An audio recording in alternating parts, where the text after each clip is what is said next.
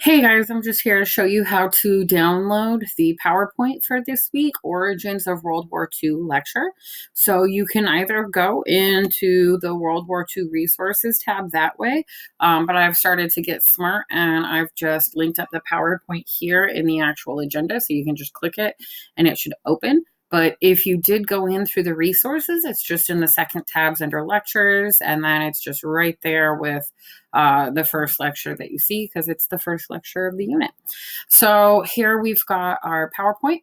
And we know that we have to just come down here in the File tab and scroll all the way to the bottom for Print Settings and Preview.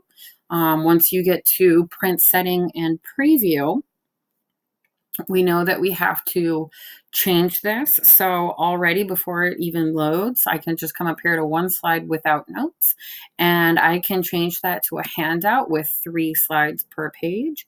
And we also know that we're going to have to change it from landscape, and we're going to have to change this into portrait. So that way, when we put it into our OneNote, it's going to be the right side up. So I'm just going to click print. And then just like last time, I want to make sure that the destination is OneNote for Windows. So I'm going to click print. Okay. And then I'm going to come back in here into my OneNote for me at work. And it's already in my history tab.